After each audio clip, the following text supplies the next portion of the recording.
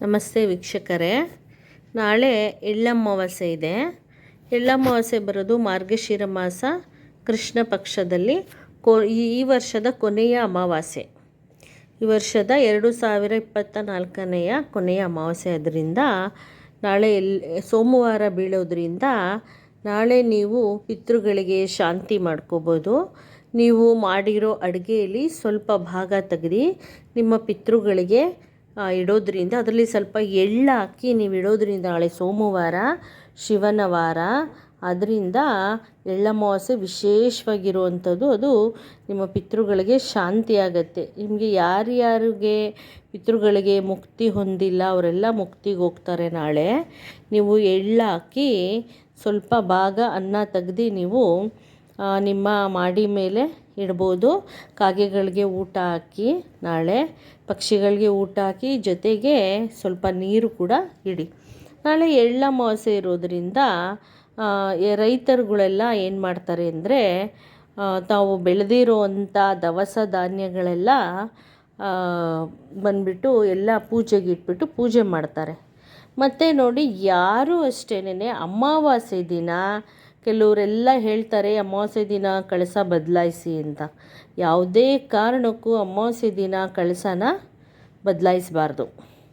ನೀವು ಮಾಮೂಲಿ ವಾರ ಹೇಗೆ ಮಾಡ್ಕೋತೀರಾ ಹಾಗೆ ಮಾಡಿ. ಅಮಾವಾಸ್ಯೆ ದಿನ ಕಳಸನ ಮುಟ್ಟಲೇಬಾರ್ದು, ಅದನ್ನು ತೆಗಿಲೇಬಾರ್ದು ಅಮಾವಾಸ್ಯೆ ದಿನ. ಕೆಲವರೆಲ್ಲ ಏನೇನೋ ತಿಳ್ಕೊಂಡು ಏನೇನೋ ಹೇಳ್ತಾರೆ.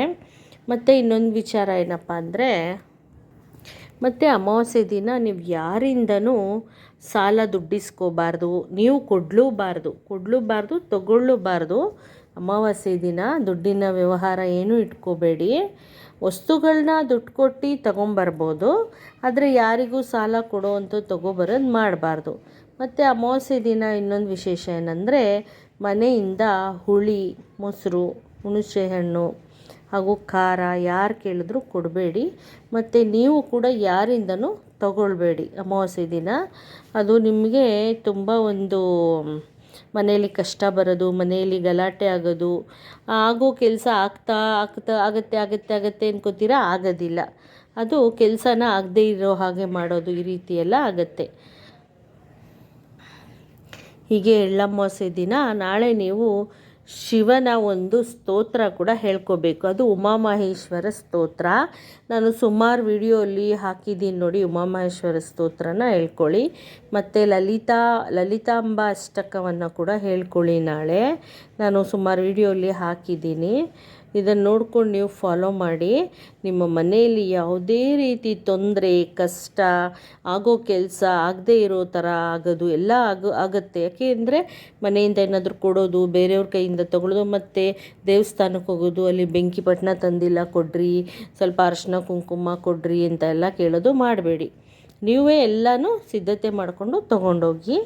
ನಾಳೆ ಇನ್ನೊಂದು ವಿಶೇಷ ಏನಪ್ಪ ಅಂದರೆ, ಬ್ರಾಹ್ಮಿ ಮುಹೂರ್ತದಲ್ಲಿದ್ದು, ಯಾಕೆ ಅಂದರೆ ಈಗ ಆಲ್ರೆಡಿ ಧನುರ್ಮಾಸ ಶುರು ಆಗಿದೆ.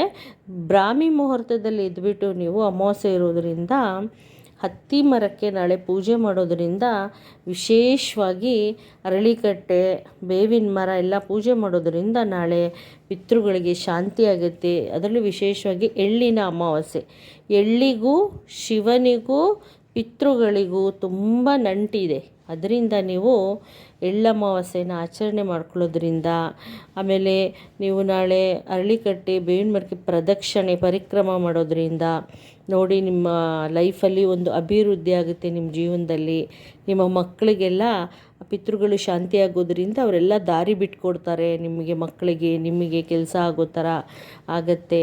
ಆದ್ದರಿಂದ ಮತ್ತು ಯಾವುದೇ ಕಾರಣಕ್ಕೂ ನೀವು ಎಳ್ಳನ್ನು ಕೊಂಡ್ಕೊಂಬರಬಾರ್ದು ಅಮಾವಾಸ್ಯೆ ದಿನ.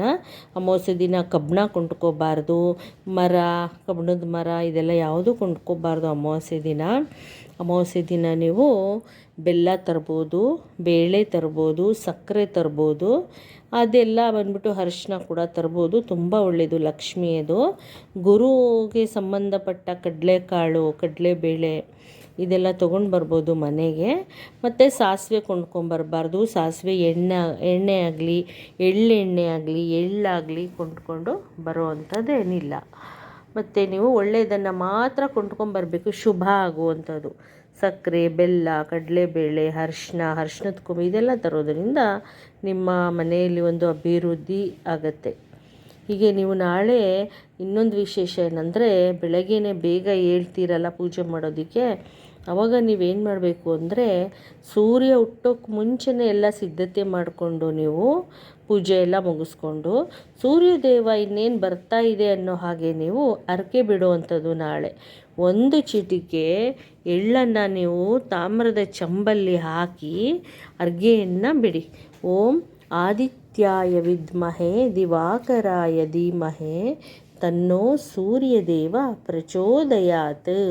ನಮಸ್ಕಾರ ಪ್ರಿಯಾಯ ನಮಃ, ಅರ್ಘ್ಯಪ್ರಿಯಾಯ ನಮಃ ಅಂತ ಹೇಳಿ ನೀವು 3 ಬಾರಿ ಮಂತ್ರ ಇದನ್ನು ಹೇಳಿ 3 ಬಾರಿ ಅರ್ಘ್ಯ ಕೊಡಿ ಪಿತೃದೇವನಿಗೆ.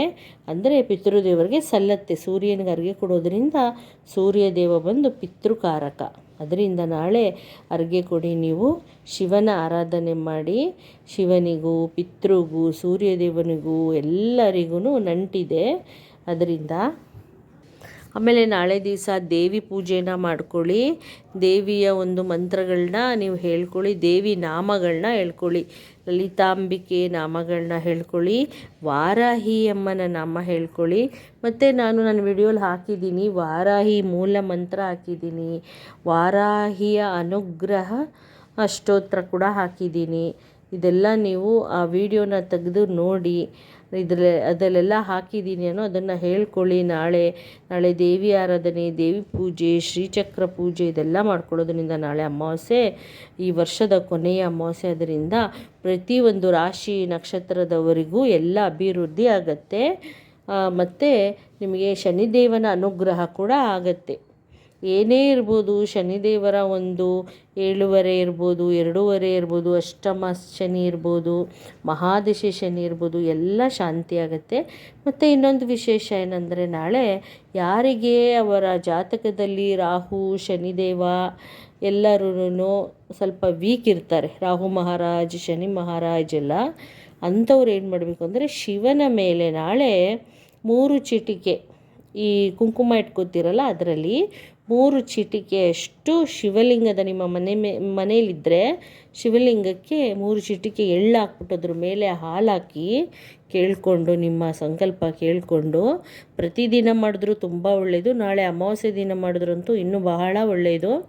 ಅದರಿಂದ ನಿಮಗೆ ದೋಷ ಎಲ್ಲ ಕಡಿಮೆ ಆಗುತ್ತೆ. ರಾಹು ದೋಷ ಆಗಿರ್ಬೋದು, ಶನಿ ದೋಷ ಆಗಿರ್ಬೋದು, ಎಲ್ಲ ಕಡಿಮೆ ಆಗುತ್ತೆ. ಕೇತು ದೋಷ ಎಲ್ಲ.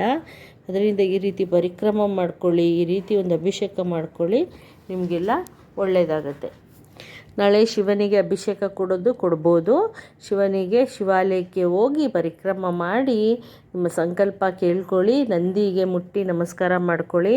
ನಂದಿ ಕಿವಿಯಲ್ಲಿ ನೀವು ಶ್ರೀರಾಮ್ ಶ್ರೀರಾಮ್ ಶ್ರೀರಾಮ್ ಅಂತ ಹೇಳೋದ್ರಿಂದ ಯಾರು ನಂದಿ ಕಿವಿಲಿ ಶ್ರೀರಾಮ್ ಅಂತ ಉಚ್ಚರಿಸ್ತಾರೆ ಅವರ ಸಂಕಲ್ಪನ ಬೇಗ ನಂದಿ ಹೋಗಿ ಆ ಒಂದು ಶಿವನಲ್ಲಿ ನಿಮ್ಮ ಏನು ಸಂಕಲ್ಪ ಇರುತ್ತೆ ಶಿವನಲ್ಲಿ ಹೋಗಿ ಹೇಳೋದೇ ನಂದಿ. ಅದರಿಂದ ನಂದಿನ ಪ್ರತಿಯೊಬ್ಬರು ಮುಟ್ಟಿ ನಮಸ್ಕಾರ ಮಾಡ್ಕೊಳ್ಳಿ. ರಾಮ್ ರಾಮ್ ಅಂತ 3 ಸಲ ನೀವು ಉಚ್ಚರಿಸಿ ರಾಮನ ಹೆಸರನ್ನು. ಮತ್ತು ಶಿವನ ಅನುಗ್ರಹ ನಿಮಗೆ, ರಾಮನ ಹೆಸರೇಳೋದ್ರಿಂದ ಶಿವನ ಅನುಗ್ರಹ ಬೇಗ ಆಗುತ್ತೆ ನಿಮಗೆ. ಪ್ರತಿಯೊಬ್ಬರೂ ಕೂಡ ಆರೋಗ್ಯ ಸಮಸ್ಯೆಯಿಂದ ಇರೋರು ಎಲ್ಲರೂ ಹೇಳ್ತಾ ಇದ್ದೀನಿ, ಆರೋಗ್ಯ ಸಮಸ್ಯೆ ಆಗಿರ್ಬೋದು, ಮನೆಯಲ್ಲಿ ತೊಂದರೆ ಆಗಿರ್ಬೋದು, ಗಂಡಂದಿರಿಂದ ತೊಂದರೆ ಆಗಿರ್ಬೋದು, ಗಂಡ ಬೇರೆ ಒಂದು ಯಾರಾದರೂ ಹೆಣ್ಣಿನ ಸಹವಾಸ ಮಾಡಿರ್ಬೋದು, ಏನೇ ಆಗಿರ್ಬೋದು, ನಾಳೆನ ನೀವು ಕೇಳಿಕೊಂಡು ನೀವು ಶಿವಾಲಯಕ್ಕೆ ಹೋಗಿ ಶಿವನಿಗೆ ಒಂದು ಪೂಜೆ ಕೊಡಿ, ಅಥವಾ ಅಭಿಷೇಕಕ್ಕಾದರೂ ಕೊಡಿ. ಅಭಿಷೇಕಕ್ಕೆ ಹಾಲು ಕೊಟ್ಟರು ಸರಿ, ಇಲ್ಲ 100, 200 ಅಭಿಷೇಕಕ್ಕೆ ಕೊಡಿ. ನಿಮ್ಮ ಸಂಕಲ್ಪ ಕೇಳ್ಕೊಳ್ಳಿ. ನಾಳೆ ಅಮಾವಾಸ್ಯೆ ಆಗಿರೋದ್ರಿಂದ ನೀವೇನು ಅಂದ್ಕೊತೀರೋ ಎಲ್ಲ ನಿಮಗೆ ಸಕ್ಸಸ್ ಆಗುತ್ತೆ. ನಂಬಿಕೆ, ವಿಶ್ವಾಸ ಇದನ್ನು ಇಟ್ಕೊಂಡು ಮಾಡಿ. ರಾಧೆ ರಾಧೆ ರಾಧೆ.